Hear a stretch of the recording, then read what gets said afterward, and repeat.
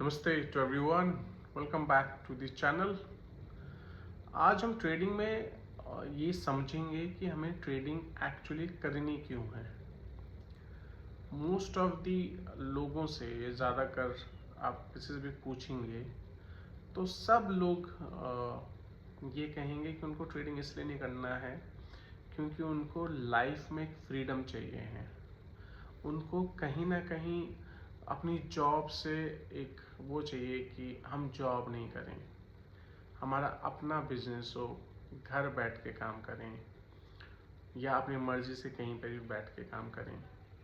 Major reason यही होगा। देखिए,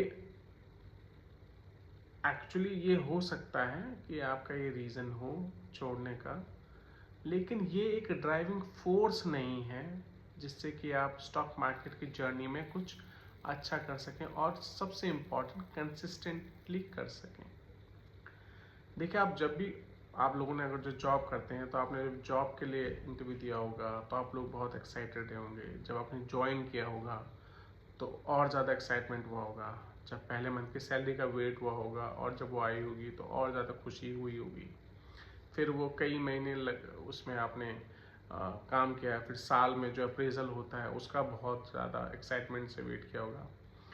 लेकिन उसके बाद कुछ समय के बाद आप लोगों का एक्साइटमेंट वो कम हो गया। सेम रूल जो होता है वो अप्लाई होता है स्टॉक मार्केट में भी। जब स्टॉक मार्केट में नए नए आते हैं तो बहुत एक्साइटमेंट रहता है कि हम सीखेंगे, फिर सीखते हैं, फिर उसमें थोड़ा सा प्रॉफिट बनाने लग जाते हैं। फिर एक महीना थोड़ा प्रॉफिट बनता है, अगले महीने थोड़ा सा ड्रॉप होता है, उसके अगले महीने थोड़ा सा प्रॉफिट बनता है, फिर एक कंसिस्टेंट प्रॉफिट होने लगता है। लेकिन कुछ समय बाद उसमें बोरिंग आ जाता है, आप बोर होने लग जाते हैं। जैसे आप अपनी जॉब में बोर होने लग जाते हैं या बिजनेस में होने लगते हैं। जैसे आप जॉब कंटिन्यूसली करते रहेंगे 2-3 साल बाद तो पता चल जाता है कितना अप्रेजल होना है, किसका प्रमोशन होना है। और आजकल तो अप्रेजल का सीज़न भी चल रहा है, फेब मार्च अप्रैल, इसी टाइम पे मोस्ट ऑफ द कंपनीज के अप्रेजल साइकिल का डिस्कशन चल रहा होगा। आप लोगों के साथ भी डिस्कशन हो चुका होगा या हो रहा होगा। लेकिन अब आप उतने ज़्यादा एनर्जेटिक नहीं होते हैं। अब आप कहते हैं कि नहीं, मुझे पता है कि क्या होगा, और बहुत ज़्यादा इंटरेस्ट भी नहीं ले रहे होते हैं। सेम रूल अप्लाई होता है स्टॉक मार्केट में भी। स्टॉक मार्केट में कुछ समय बाद आपको पता चल जाता है कि मैं इसमें इतना ही कर सकता हूँ। मैं महीने के अगर जो सपोज एक डेली ट्रेड करता हूँ, एक या दो, तो मैं 30 से 35 ट्रेड करता हूँ एक महीने में, जिसमें मेरा 60-40 का रेशियो चलता है, ये 70-30 का रेशियो चलता है, which is very good ratio. 70% आपको प्रॉफिट होता है, 30% आपके ट्रेड लॉस में जाते हैं। तो आपका ये एक टेंडेंसी बन जाती है। ये आपको ड्राइविंग फोर्स नहीं हो सकता कि जिससे आप अपनी लाइफ, फॉर एग्जांपल आप 40 साल की उम्र में और आपकी लाइफ जैसे हमने कहा था 100 तक की चलती है या 80-90 भी चल रही है, तो अगले 40 से 50 साल के लिए आप नहीं कर सकते हैं इसको।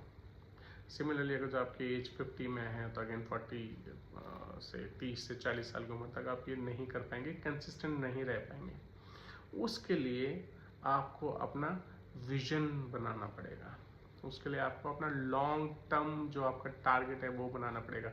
और वो टारगेट ये नहीं हो सकता कि मैं नौकरी से निजात पाना चाहता हूँ, मैं रिलैक्स होना चाहता हूँ। आपको अपना विजन बड़ा करना पड़ेगा।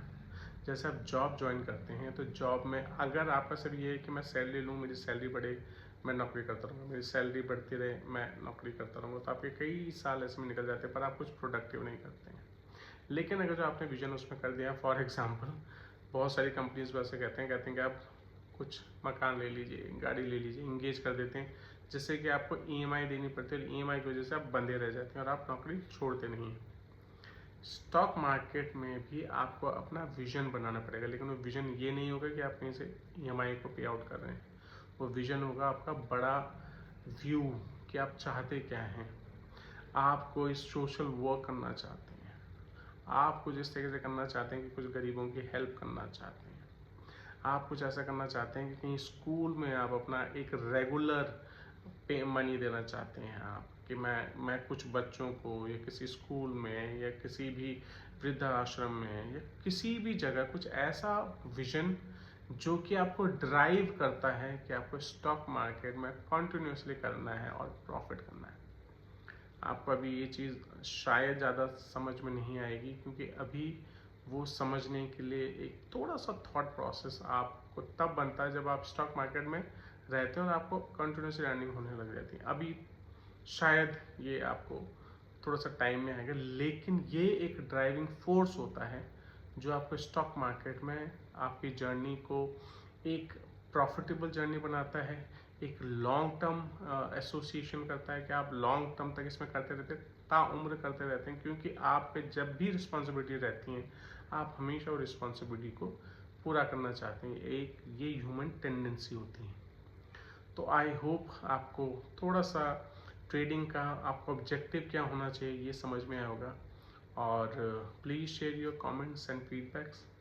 Thank you so much for watching, and have a good day ahead.